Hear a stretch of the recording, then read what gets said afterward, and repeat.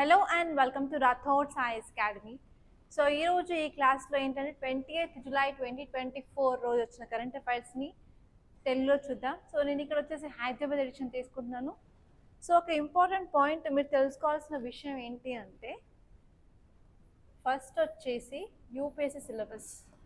So ఎప్పుడైనా సరే మీరు చదవడం స్టార్ట్ చేసినప్పుడు ఆ రోజు యూపీఎస్సీ సిలబస్ని ఓపెన్ చేయండి, ఆ సిలబస్ ప్రకారం చదువుకుంటూ వెళ్ళండి.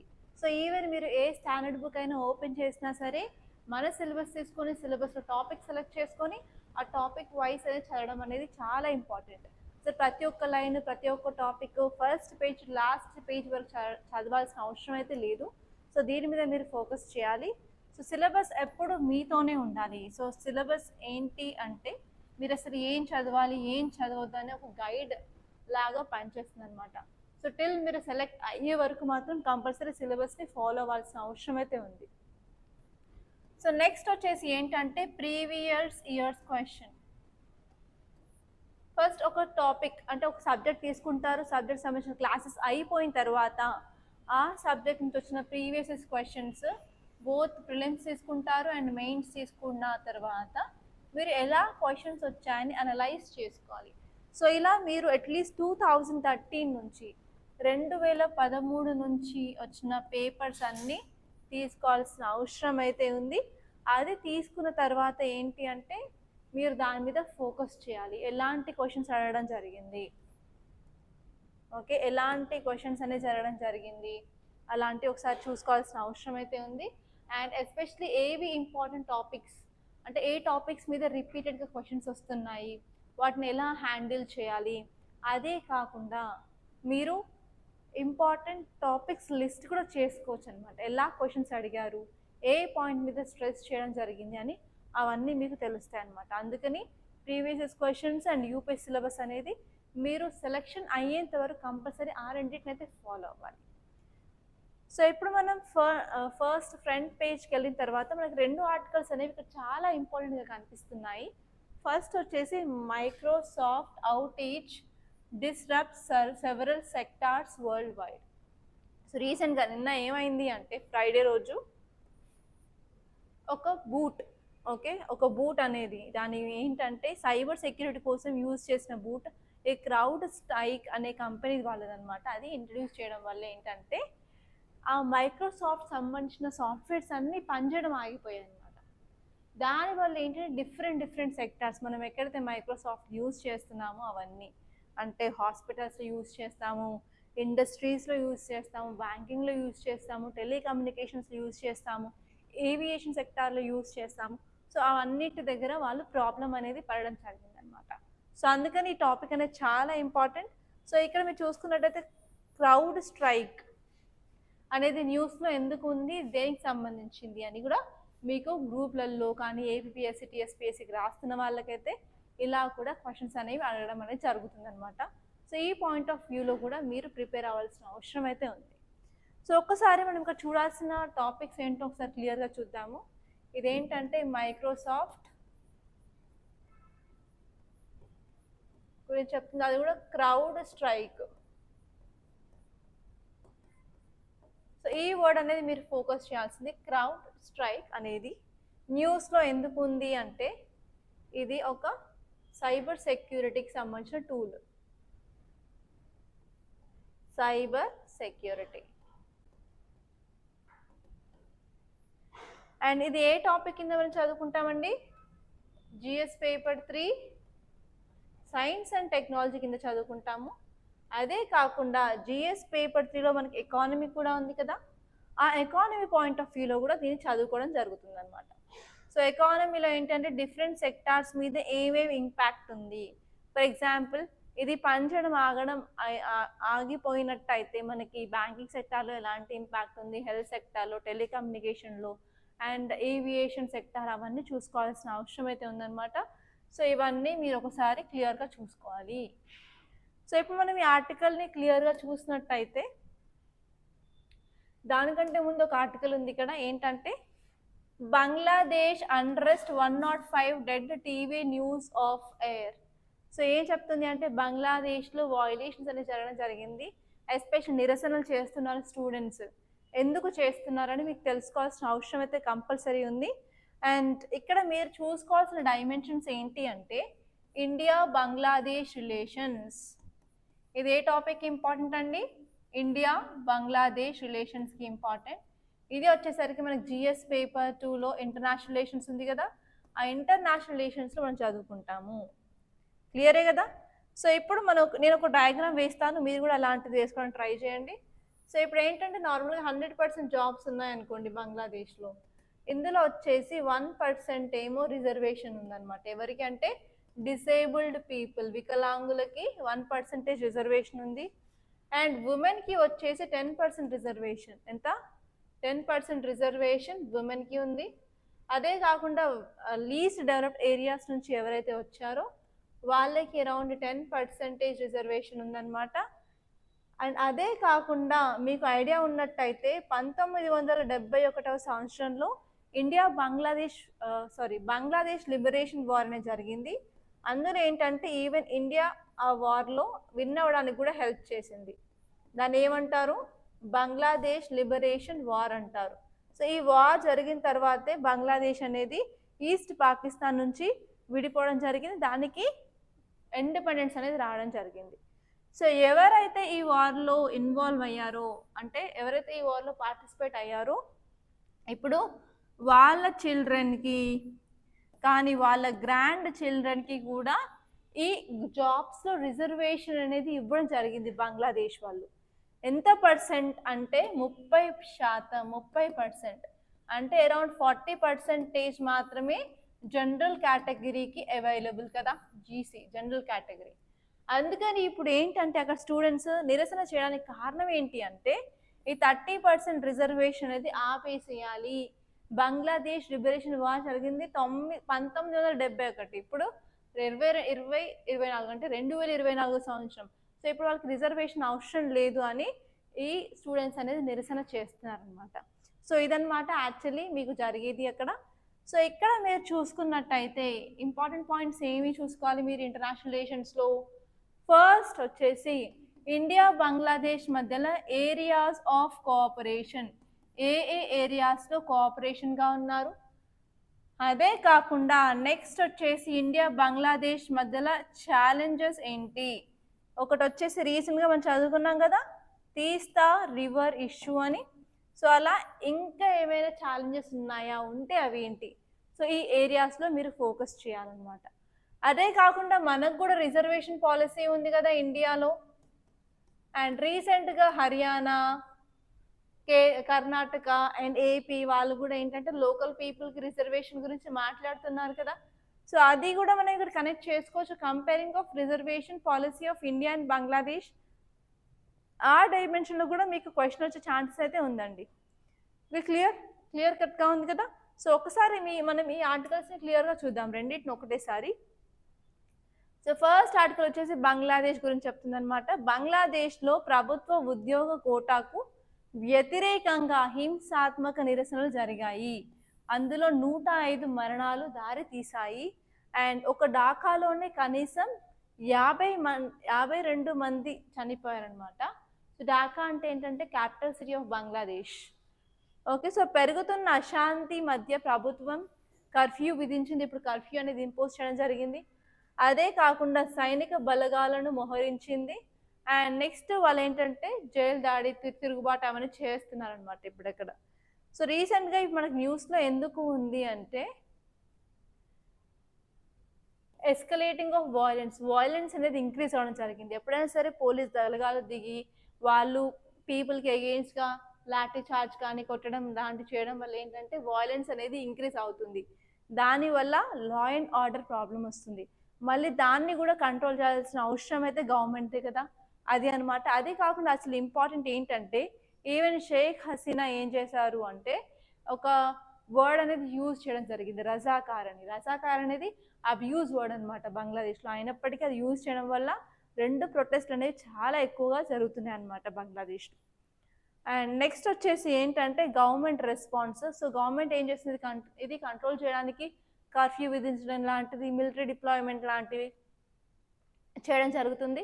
సో ఈవెన్ మీరు తెలంగాణకు సంబంధించిన వాళ్ళైతే అశోక్ నగర్లో రీసెంట్గా జాబ్స్ కోసం గొడవ చేసినప్పుడు మన అశోక్ నగర్ చౌరస్తాలో మీ స్టూడెంట్స్ అంతా ధర్నా చేసినప్పుడు ఎలా గవర్నమెంట్ కంట్రోల్ చేయాలని ట్రై చేసింది. లైక్ ఇప్పటికీ అక్కడ పోలీస్ ఫోర్సెస్ అనేది ఇప్పుడు కాపలా కాస్తున్నారు కదా అశోక్ నగర్ చౌరస్తాలో. సో అలాగే ఇక్కడ కూడా బంగ్లాదేశ్లో కూడా పోలీస్ని మిలిటరీని యూజ్ చేసి ఈ స్టూడెంట్స్ని కంట్రోల్ చేయడానికి ట్రై చేస్తున్నారనమాట. అలా చేయడం వల్ల ఏంటంటే లా అండ్ ఆర్డర్ మెయింటైన్ చేయొచ్చు అండ్ పబ్లిక్ ట్రస్ట్ కూడా ఇంప్రూవ్ చేయొచ్చు అని అంటున్నారు. సో నెక్స్ట్ వచ్చేసి మీడియాని కూడా సప్రెస్ చేశారు. ఏంటంటే ఇంటర్నెట్ షట్ డౌన్, ఇంటర్నెట్ అనేది అక్కడ లేదు. సో ఈవెన్ మా తమ్ముడు కూడా బంగ్లాదేశ్లో ఉండడం జరిగింది. అతన్ని కూడా కాంటాక్ట్ అవ్వడం నిన్నటి నుంచి ట్రై చేస్తున్నాము, కానీ ప్రాపర్గా ఇంటర్నెట్ సర్వీసెస్ లేకపోవడం వల్ల కనెక్ట్ అవ్వలేకపోతున్నాం. And we are also trying a lot అనమాట. సో ఇక్కడ చూసేసరికి ఏంటంటే టెలివిజన్ న్యూస్ని షట్ డౌన్ చేశారు, టెలికమ్యూనికేషన్ని షట్ డౌన్ చేశారు. అదే విధంగా అలాగే ఏంటంటే ఇంటర్నెట్ని కూడా క్లోజ్ చేయడం అనేది జరిగింది. నెక్స్ట్ ఇంపార్టెంట్ పాయింట్ వచ్చేసి పబ్లిక్ సేఫ్టీ కన్సర్న్స్ అనేవి వస్తున్నాయి ఇప్పుడు. సో వాళ్ళకి రైట్ టు ప్రొటెస్ట్ అనేది ఉంది. ఈవెన్ మన ఇండియాలో ఫండమెంటల్ రైట్ ఏంటిది, రైట్ టు పీస్ఫుల్ ప్రొటెస్ట్ అనేది ఉంది కదా. సో దాన్ని ఎలా వయోలేట్ చేస్తున్నారు, అండ్ ఆల్సో సివిల్ లిబర్టీస్ ఎలా, అండ్ పీపుల్ యొక్క రైట్స్ని ఎవరు ప్రాపర్గా చూసుకుంటారు. సో అవన్నీ క్వశ్చన్స్ అనమాట. ఓకే, అండ్ ఈవెన్ యూత్ అనేది చాలా మంది ముందుకు రావడం జరుగుతుంది, అండ్ వాళ్ళు కూడా ప్రొటెస్ట్లో యాక్టివ్గా ఇన్వాల్వ్ అవ్వడం అయితే అవుతుంది అనమాట. సో ఇది కూడా మీరు చూసుకోవాల్సిన విషయం. అండ్ లాంగ్ టర్మ్లో ఇలాంటివి జరిగినప్పుడు ఎలాంటి ఇంపాక్ట్ ఉండబోతుంది ఆ కంట్రీ మీద, ఎస్పెషల్లీ ఎంప్లాయ్మెంట్ కానీ సివిల్ సర్వీస్ రిఫార్మ్స్ కానీ ఆ ప్రాబ్లమ్ని వెంటనే గవర్నమెంట్ అనేది కొన్ని చర్యలు తీసుకొని దాన్ని కవర్ చేయడానికి ట్రై చేయాలి అనమాట. సో ఇదన్నమాట ఈ ఆర్టికల్ చెప్పేది. సో నేను ఇక్కడ ఒక మెయిన్స్ క్వశ్చన్ ఇచ్చాను, రాయండి కంపల్సరీ ఆన్సర్ దానికి. అండ్ నెక్స్ట్ టాపిక్ వచ్చేసి Microsoft outage disturb several sectors world wide. So ఇక్కడ ఏమైంది అంటే సైబర్ సెక్యూరిటీ సంస్థ దాని పేరేంటంటే క్రౌడ్ స్ట్రైక్, అది ఒక తప్పు అప్డేట్ చేసింది అనమాట శుక్రవారం రోజు. దానివల్ల ఏంటంటే ప్రపంచవ్యాప్తంగా అంటే అక్రాస్ వరల్డ్లో అక్రాస్ ఉన్న సిస్టమ్స్ అన్నిటికీ అంతరాయాన్ని మాత్రం కలిగించింది. దానివల్ల ఏంటంటే ఏవియేషన్ అంటే ఏరోప్లేన్ సెక్టార్ కానీ, బ్యాంకింగ్ సెక్టార్ కానీ, టెలికమ్యూనికేషన్స్ కానీ అవి ప్రొవైడ్ చేసే సదుపాయాల్లో సర్వీసెస్లో ఆటంకం అనేది రావడం జరిగింది అనమాట. దానివల్ల చాలా ఫినాన్షియల్ లాసెస్ అనేవి జరిగాయి. సో ఇప్పుడు మీరు ఆర్టికల్ చూసుకున్నప్పుడు అయితే ఏమంటుంది అంటే వైడ్ స్ప్రెడ్ ఇంపాక్ట్ అయితే జరిగింది. సో ఇలా ఒక తప్పు అప్డేట్ ఇవ్వడం వల్ల అక్రాస్ వరల్డ్ ప్రపంచవ్యాప్తంగా ప్రతి ఒక్క సిస్టమ్ మైక్రోసాఫ్ట్ ఏది ఉన్నాయో వాటికి ఇంపాక్ట్ అనేది జరగడం జరిగిందనమాట. అందుకని ఏంటంటే ఇప్పుడు ఏదైనా సరే సాఫ్ట్వేర్ అప్డేట్ చేస్తున్నప్పుడు దాన్ని ప్రాపర్గా టెస్టింగ్ చేసిన తర్వాత దాన్ని అప్డేట్ చేయాల్సిన అవసరం అయితే ఉంది అని చెప్పి మనం ఇక్కడ నేర్చుకోవాల్సిన విషయం. అండ్ నెక్స్ట్ వచ్చేసి మనం నార్మల్గా టెక్నాలజీ మీద ఎక్కువ రిలయన్స్ అయిపోయిన తర్వాత ఏంటంటే మాన్యువల్గా మనం తక్కువ చేస్తాం కాబట్టి సో ఈవెన్ మాన్యువల్లో కూడా మనం ప్రాపర్గా అప్డేట్స్ అనేది ఉండడం అయితే జరగాలి. ఎందుకంటే ఏవియేషన్ సెక్టార్లో ఈ మైక్రోసాఫ్ట్ పని చేయకపోవడం వల్ల చాలా flights take off take on అన్నీ డిలేస్ అయ్యాయి. అయినప్పటికీ కూడా ఎయిర్పోర్ట్ అథారిటీస్ వాళ్ళు అట్లీస్ట్ మాన్యువల్గా బోర్డింగ్ పాస్ అనేది ఇవ్వడం జరిగిందనమాట. సో అలాంటి మాన్యువల్లో కూడా మనం అప్డేట్ అనేది ఉండాలా. సో నెక్స్ట్ వచ్చేసి ఎకనామిక్ కాన్సిక్వెన్సెస్ ఏముంటాయి, ప్రతి ఒక్కరికి ఏదైనా ప్రాబ్లం వస్తే ఎకనామిక్ లాసెస్ వస్తాయి కదా. సో అలాగే మన ప్రపంచవ్యాప్తంగా నిన్న అందరికీ లాసెస్ వచ్చాయని చెప్తున్నారు. అదే కాకుండా మనకి సైబర్ సెక్యూరిటీ రిస్క్ అనేది అయితే ఉంది, అది అందరూ ఒప్పుకుంటారు, లేదు అంటలేదు. కాకపోతే ఏంటంటే ఇలాంటి అప్డేట్స్ ఏమైనా సాఫ్ట్వేర్ తరపు చేసినప్పుడు ఏంటంటే కొంచెం జాగ్రత్తగా ఉండాలి అని చెప్తున్నారు, ట్రైన్డ్ పీపుల్ చేయాలి అని చెప్తున్నారు అనమాట. ఓకే, ఫ్యూచర్గా కూడా ఇలాంటి తప్పులని జరగకుండా మనం కొన్ని స్టెప్స్ అనేవి ఇప్పటి నుంచి తీసుకోవడం జరగాలి అని ఈ ఆర్టికల్ చెప్తున్నారు. సో ఇక్కడ వచ్చేసరికి నేను మళ్ళీ ఒక మెయిన్స్ క్వశ్చన్ ఇచ్చాను, సో రాయడానికి మాత్రం ట్రై చేయండి. ఓకే, సో ఇప్పుడు మళ్ళీ వేరే పేపర్లోకి వెళ్ళినట్టయితే సో ఇది ఫ్రంట్ పేజ్లో ఓన్లీ ఆ 2 ఆర్టికల్స్ మాత్రం important. And especially group 2 exam TGPSC రాసే వాళ్ళకి ఒక శుభవార్త అండి. ఏంటంటే ఈ గ్రూప్ 2 ఎగ్జామ్ అనేది పోస్ట్ పోవడం జరిగింది డిసెంబర్కి. సో అఫీషియల్గా డిక్లేర్ అయింది. సో అందరికీ తెలుసు అన్ని అఫీషియల్గా డిక్లేర్ అవుతుంది అని, బట్ ఫైనల్లీ డిక్లేర్ చేసేసారు. సో ఇది ఒకసారి చూడాలి మీరు ఎప్పుడుంది ఏంటి అని ఎవరైనా రాసే వాళ్ళు ఉంటే. అండ్ మీరు హైదరాబాద్ పేజ్కి వెళ్తే అంత ఇంపార్టెంట్ ఏం లేదు, ఈ పేజ్లో కూడా అంత ఇంపార్టెంట్ ఆర్టికల్స్ అయితే ఏం కనిపించలేదండి. సో మీరు డైరెక్ట్గా స్టేట్స్ పేజ్కి అయితే వెళ్ళొచ్చు. స్టేట్స్ పేజ్, ఈ పేజ్లో ఇక్కడ ఒక ఆర్టికల్ ఉందండి. మీరు ఎగ్జామ్ రాస్తున్నట్టయితే గ్రూప్ 1 కానీ గ్రూప్ 2 టీఎస్పీఎస్సి, సో ఇక్కడ ఒక ఆర్టికల్ ఉంది. ఏంటంటే Telangana a front runner in achieving SDG, sustainable development goals achieve చేయడంలో తెలంగాణ స్టేట్ అనేది ఫ్రంట్ రన్నర్గా ఉంది అని చెప్తుంది. సో ఈ రిపోర్ట్ ఎవరు ఇచ్చారు అంటే నీతి ఆయోగ్. నీతి ఆయోగ్ ఇచ్చిన సస్టైనబుల్ డెవలప్మెంట్ ఇండెక్స్ రిపోర్ట్లో ఇక్కడ ఏంటంటే తెలంగాణ స్టేట్ అనేది ఫ్రంట్ రన్నర్గా ఉంది. అండ్ ఇది ర్యాంక్ వచ్చేసి సెకండ్ అనమాట, ఇండియాలోనే సెకండ్ ర్యాంక్తో వచ్చింది. స్కోర్ 100కి 91 అనమాట, 91 స్కోర్ వచ్చింది 100కి. అండ్ ఇండియాలో తెలంగాణ వచ్చేసి సెకండ్ ప్లేస్. సో తెలంగాణ వాళ్ళు ఎవరైనా ఉంటే కంపల్సరీ ఇది గుర్తుపెట్టుకోవాల్సింది. మీరు ఎగ్జామ్ రాస్తున్నట్టే దీని మీద మీకు క్వశ్చన్ వచ్చే ఛాన్సెస్ చాలా ఎక్కువగా ఉన్నాయి. అండ్ ఇక్కడ చూస్తే rights offer suggestions on Rythu Bharosa to prevent misuse. So Rythu Bharosa are Rythu Bandhu అనేది మనకు ఒక స్కీమ్ ఉంది కదా. ఏంటంటే స్టేట్ గవర్నమెంట్ నుంచి రైతులకి కొంచెం ఇన్పుట్ కాస్ట్ అనేది రావడం జరుగుతుంది. సో ఒక్కసారి ఆ స్కీమ్ గురించి రీసెర్చ్ చేయండి మీరు ఎగ్జామ్ రాస్తున్నట్టయితే. అండ్ సౌత్ పేజ్లో అంత ఇంపార్టెంట్ ఆర్టికల్స్ లేవండి. సో మీరు డైరెక్ట్గా ఎడిటోరియల్ పేజ్కి వెళ్ళొచ్చు. సో ఇక్కడ చూసేసరికి ఆర్టికల్ దేని గురించి చెప్తుంది, living in denial about unemployment. So రీసెంట్గా మనం ఒక 3-4 డేస్ చాలా ఆర్టికల్స్ చూస్తున్నాము. అన్ఎంప్లాయ్మెంట్ పెరుగుతుంది, అన్ఎంప్లాయ్మెంట్ ఇంక్రీజ్ అవుతుంది, ఈవెన్ టెక్నాలజీ ఇంప్రూవ్ అవ్వడం వల్ల కూడా అన్ఎంప్లాయ్మెంట్ పెరుగుతుంది, దానికి రోబోట్ ట్యాక్స్ అది ఇది అని చెప్పుకున్నాం, గుర్తుందా? అవన్నీ ఐడియా ఉన్నాయా?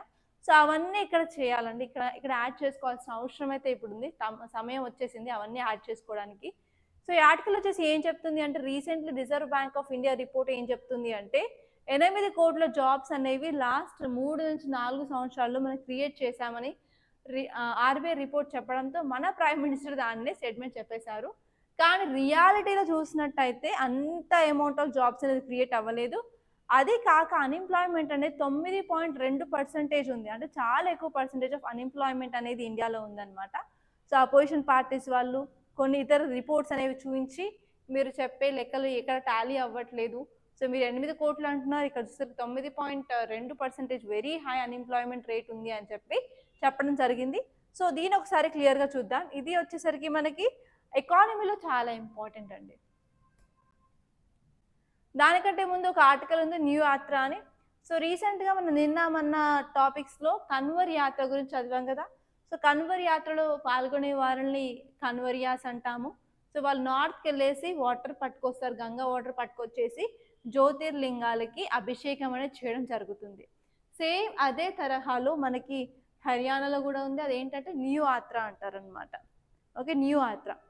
సో రీసెంట్గా కన్వర్ యాత్ర అనేది ఒక కాంట్రవర్సీ ఉంది మన ఉత్తరాఖండ్లో. ఎందుకు అంటే ముజాఫర్ నగర్లో ఫస్ట్ ఒక స్టేట్మెంట్ ఇచ్చారు గవర్నమెంట్ నుంచి. ఏంటంటే ఈ కన్వర్ యాత్రకి వెళ్ళే దారిలో ఏదైనా సరే హోటల్స్ కానీ చిన్న చిన్న బండ్లు కానీ రెస్టారెంట్స్ కానీ ఏవైనా ఉన్నా సరే ఆ యొక్క ఓనర్ పేరు అండ్ ఆల్సో పని చేసే వాళ్ళ పేర్లు పూర్తి వివరాలు అక్కడ డిస్ప్లే చేయాలి అని. అలా డిస్ప్లే చేయడం వల్ల ఏంటంటే కన్వర్యాస్ ఎవరికైతే తినాలి అనిపిస్తే తినొచ్చు, లేకపోతే వదిలేస్తారు అన్నట్టు అన్నారు. దానివల్ల ఏంటంటే రిలీజియస్ డిస్క్రిమినేషన్ అవుతుంది, అన్టచబిలిటీ ఆర్టికల్ 17లో ఉంది, and right to life and personal Liberty అనేది ఎఫెక్ట్ అవుతుంది. ఓకే, అండ్ ఆర్టికల్ 19 ఫ్రీడమ్ కూడా డిస్ట్రిక్ట్ అవుతుంది అని చెప్పి అపోజిషన్ పార్టీస్ వాళ్ళు చెప్తున్నారండి. సో మీరు దాన్ని కొంచెం ఆలోచించి మీది ఏది రైటో ఏది రాంగో మీరు తెలుసుకోవాల్సిన అవసరం ఉంది. కానీ ఇక్కడ వచ్చేసరికి న్యూ యాత్ర ఏంటో చూద్దాం. ఈ న్యూ యాత్ర ఎందుకు న్యూస్లో ఉందంటే లాస్ట్ టైం యాత్రలో ముస్లింకి అండ్ హిందూస్కి మధ్యలో ఘర్షణలు జరిగాయి, చాలా పెద్ద రేంజ్లో వాయిలెన్స్ అనేది క్రియేట్ అవ్వడం జరిగింది. సో అందుకని ఈసారి ఈ న్యూ యాత్రలో మన గవర్నమెంట్ అనేది కొంచెం స్ట్రిక్ట్గా కొన్ని మెజర్స్ అనేది తీసుకోవడం జరిగింది. దానివల్ల ఏంటంటే ఇలాంటివి తగ్గించాలి వాయిలెన్స్ అనే ఒక ఐడియాతో అనమాట. సో ఇక్కడ ఆర్టికల్ చూసినట్టయితే హర్యానాలోని న్యూ పరిపాలన గత సంవత్సరం హింసాత్మక ఘర్షణ తరువాత మత సామరస్యాన్ని నిర్ధారించడానికి రాబోయే బ్రిజ్ మండల్ జలాభిషేక్ యాత్ర కోసం కఠినమైన చర్యలు అమలు చేస్తుంది. అంటే నెక్స్ట్ టైం ఈసారి వచ్చేదానికన్నా అట్లీస్ట్ అలా వాయిలెన్స్ ఉండకూడదు అని కొన్ని ప్రివెంటివ్ మెషర్స్ అయితే తీసుకోవడం అనేది జరిగిందనమాట. సో ఇప్పుడు మీరు డీటెయిల్స్ చూసినట్టయితే వాళ్ళు కొన్ని ప్రోయాక్టివ్ మెజర్స్ తీసుకుంటున్నారు. అంటే వాళ్ళు డ్రోన్స్ని కూడా యూజ్ చేయడానికి రెడీగా ఉన్నారు. డ్రోన్స్ని యూజ్ చేయడం వల్ల ఏంటంటే మనం లార్జ్ ఏరియాస్ని ప్రాపర్గా మానిటర్ చేయొచ్చు అండ్ ఆల్సో పీపుల్ యొక్క సేఫ్టీని కూడా ఇంప్రూవ్ చేయడం అయితే జరుగుతుంది. సో రీసెంట్గా హత్రస్ ఇన్సిడెంట్లో చాలామంది తొక్కిసాట వల్ల చనిపోయారు కదా, అక్కడ ఏంటంటే క్రౌడ్ని బాగా మేనేజ్ చేయలేకపోవడం వల్ల. సో అందుకని ఏంటంటే ఇలాంటి జాతరలు యాత్రలు ఏంటంటే ఎంత క్రౌడ్ ఉన్నా కూడా వాళ్ళని మేనేజ్ చేయడం అనేది చాలా ఇంపార్టెంట్. దాని మీద మనం ఫోకస్ చేయాల్సిన అవసరం అయితే ఉందన్నమాట. సో నెక్స్ట్ వచ్చేసి కమ్యూనిటీ ఇన్వాల్వ్మెంట్ కూడా చాలా important. The establishment of committee from both Hindu and Muslims. ఆ కమిటీలో ఏంటంటే హిందూస్ ఉన్నారు, ముస్లిమ్స్ ఉన్నారు, కాబట్టి ప్రతి ఒక్కరిని ఇంక్లూడ్ చేసినట్టు ఉంటుంది. దాంతోపాటు మ్యూచువల్ రెస్పెక్ట్ అనేది ఇవ్వడం జరుగుతుంది. దానివల్ల ఏంటంటే మన డైవర్స్ సొసైటీని ఎన్హాన్స్ చేయడానికి కూడా యూజ్ అవ్వడం జరుగుతుంది. సో నెక్స్ట్ వచ్చేసి చేంజ్ ఇన్ ఆర్గనైజేషన్. ఇది వరకు ఎవరి దగ్గర ఉంది అంటే అధికారం విశ్వ హిందూ పరిషత్ దగ్గర ఉంది. దాన్ని ఇప్పుడు లోకల్ లీడర్స్కి ట్రాన్స్ఫర్ చేయడం అనేది జరుగుతుంది. దానివల్ల ఏంటంటే లోకల్ డైనమిక్స్ మీద ఇంపాక్ట్ ఉంటుంది. వాళ్ళు లోకల్ పీపుల్ని బాగా కంట్రోల్ చేయగలరు అనమాట. అండ్ నెక్స్ట్ వచ్చేసి లా ఎన్ఫోర్స్మెంట్ ప్రిపేర్నెస్. సో వాళ్ళు ఏంటంటే ఈవెన్ పోలీస్ దళాలను కూడా ఇంక్రీజ్ చేస్తున్నారు, డిస్ట్రిక్ట్ మెజిస్ట్రేట్ని కూడా ఇంక్రీజ్ చేయడం జరిగింది. అలా వాళ్ళు లా అండ్ ఆర్డర్ని ప్రాపర్గా మెయింటైన్ చేయాలి అని అనుకుంటున్నారు. సో నెక్స్ట్ వచ్చేసి యాంటిసిపేషన్ ఆఫ్ వైలెన్స్. సో వాళ్ళు ఏంటంటే ప్రీవియస్లో జరిగిన ఇన్సిడెంట్స్ మళ్ళీ జరగకుండా ఉండాలి అని చెప్పి చాలా ప్రివెంటివ్ మెజర్స్ అనేది తీసుకోవడం అనేది జరుగుతుంది ఇక్కడ. అండ్ నెక్స్ట్ ఈవెన్ వాళ్ళకి లోకల్ కమ్యూనిటీ యొక్క సపోర్ట్ కూడా కోరడం జరిగింది. అదే కాకుండా ఈవెన్ హిందూస్కి ముస్లిమ్స్కి ఇష్యూ అయినప్పటికీ కూడా మనం దీన్ని కంట్రోల్ చేస్తున్నాము అంటే మనం మన కల్చర్కి ఎంత ఇంపార్టెన్స్ ఇస్తున్నామో మీరు అర్థం చేసుకోవాలి. ఇక ఇవన్నీ కీ పాయింట్స్ మీరు చూసుకోవాల్సినవి.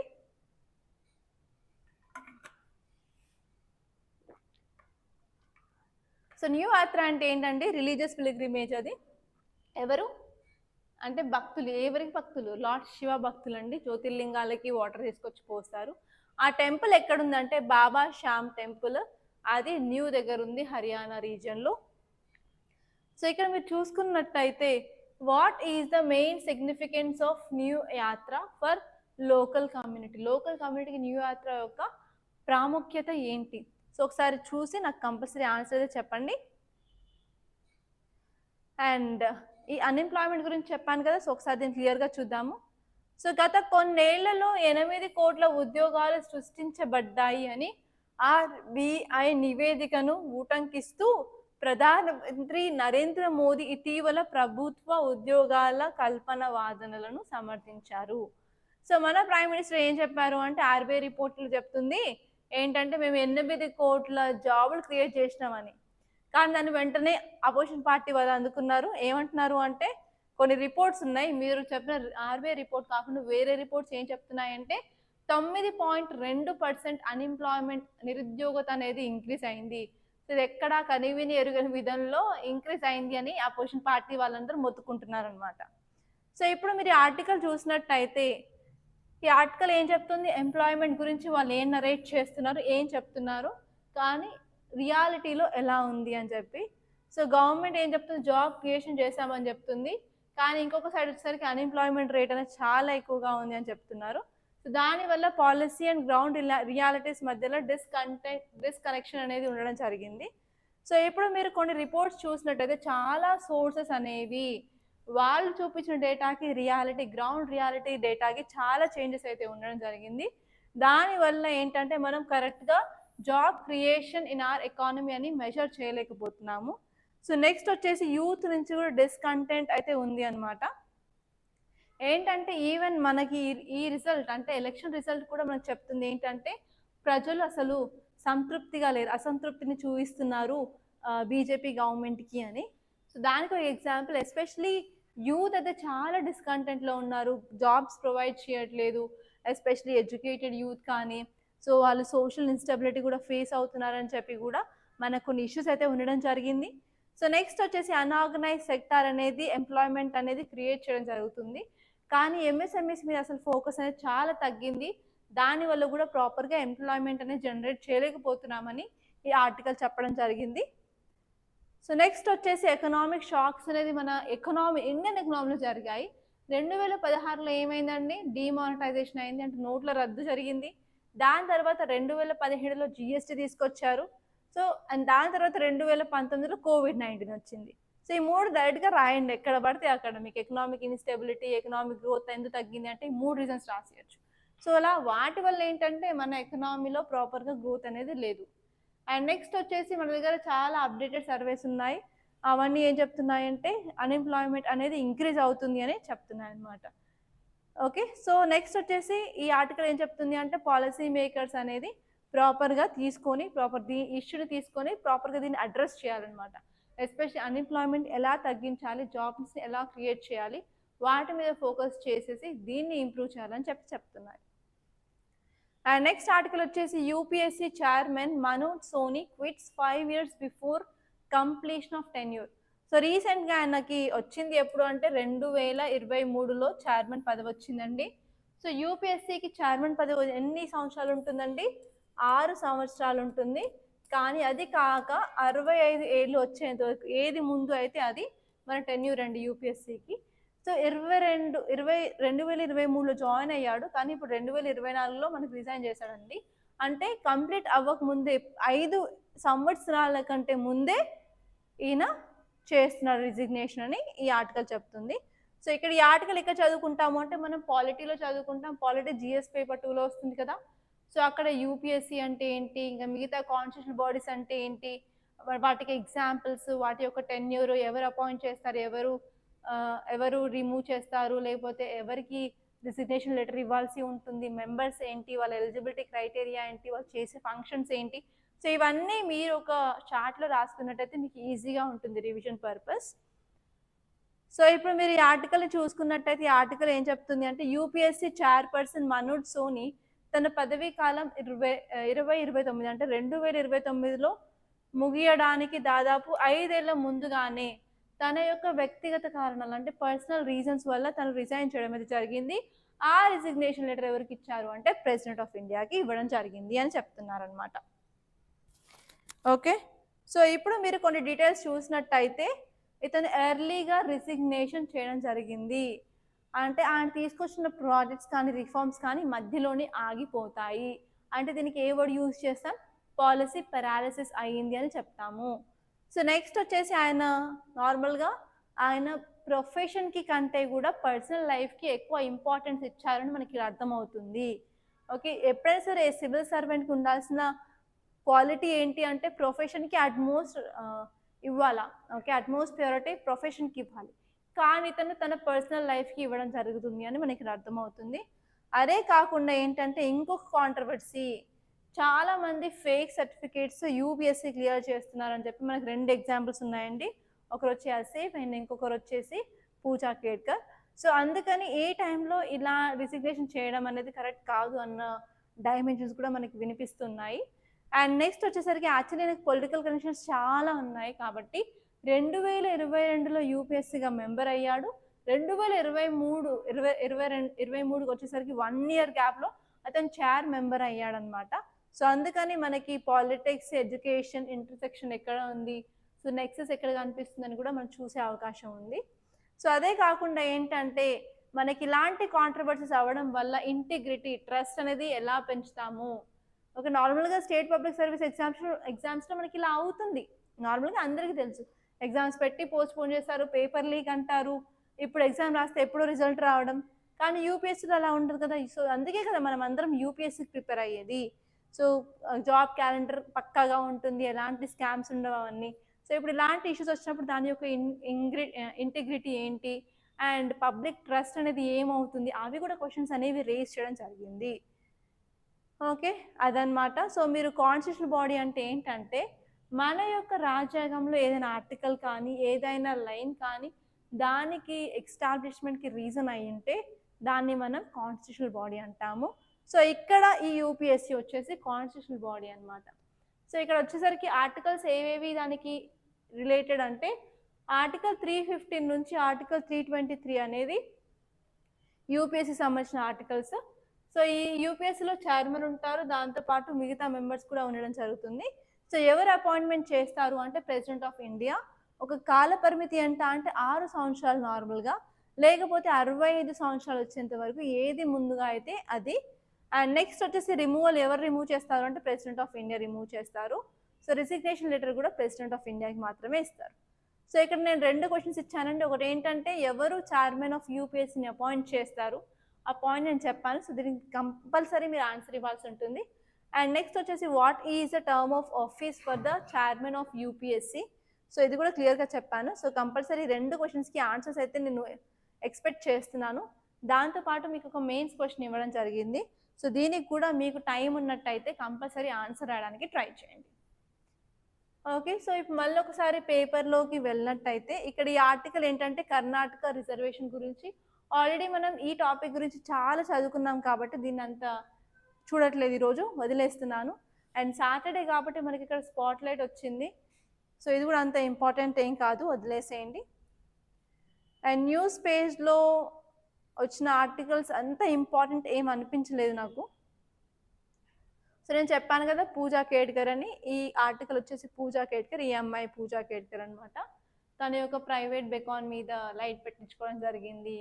అదే కాకుండా ట్రైనీ ఐఏఎస్ ఆఫీసర్కి లేని సౌకర్యాలన్నీ తన ఇన్ఫ్లుయెన్స్ యూజ్ చేసి తెచ్చుకోవడం జరిగింది. ఈవెన్ వాళ్ళ మదర్ని కూడా నిన్ననే అరెస్ట్ చేయడం జరిగింది. ఓకే, ఒక ల్యాండ్ ఇష్యూలో ఏంటంటే తను గన్ తీసి మాట్లాడుతున్న వీడియో అనేది వైరల్ అవ్వడం వల్ల తను అరెస్ట్ కూడా చేశారు. ఓకే, సో ఇవన్నీ మీరు ఒకసారి చూసుకోండి. అండ్ ఇక్కడ వచ్చేసరికి inter faith couple gets protection under UCC. UCC అంటే యూనిఫామ్ సివిల్ కోడ్ అండి. అది మన ఆర్టికల్ 44లో చెప్తారు. అది వచ్చేసి డైరెక్టర్ ప్రిన్సిపల్స్ ఆఫ్ స్టేట్ పాలసీలో ఒక ఆర్టికల్ అనమాట. సో రీసెంట్గా ఉత్తరాఖండ్ స్టేట్ అనేది అది ఇంపోజ్ చేసింది, దాన్ని పాస్ చేయడం జరిగింది. అండ్ ఒక కేసుకి దాని కింద ప్రొటెక్షన్ కూడా ఇవ్వడం జరుగుతుంది అని చెప్పి ఆర్టికల్ చెప్పడం జరిగింది. సో యూపీఎస్సీ గురించిన ఆర్టికల్ అని చెప్పేసాను ఆల్రెడీ. సో బిజినెస్లో అంత పెద్ద ఇంపార్టెంట్ ఆర్టికల్స్ ఏమి లేవు.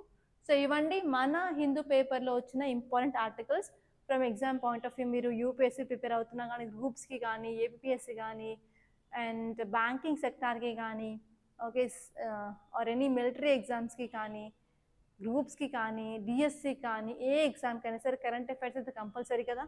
సో కంపల్సరీ మీరు ఫాలో అవ్వండి. మీరు ఫాలో అవ్వడమే కాకుండా మీ ఫ్రెండ్స్కి కూడా రికమెండ్ చేయండి. అండ్ మీరు ఏ గ్రూప్లో పార్ట్గా ఉన్నారో ఆ గ్రూప్లలో కంపల్సరీ షేర్ చేయడానికి అయితే ట్రై చేయండి. అండ్ దాట్స్ ఆల్ అండి. Thank you so much for watching. And compulsory మన ఈ ఛానల్ని సబ్స్క్రైబ్ చేయండి. అండ్ మీరు నాకు థ్యాంక్స్ చెప్పాలి అంటే ఓన్లీ వన్ వే, ఏంటంటే కంపల్సరీ ప్రతి ఒక్కరు షేర్ చేయండి అండ్ ప్రతి ఒక్కరు లైక్ బటన్ని హిట్ చేయండి. అండ్ కంపల్సరీ సబ్స్క్రైబ్ అయితే చేసుకోండి మర్చిపోకుండా. Thank you guys, thank you so much for watching. And మళ్ళీ రేపటి కరెంట్ అఫైర్స్తో మీ ముందుంటాను.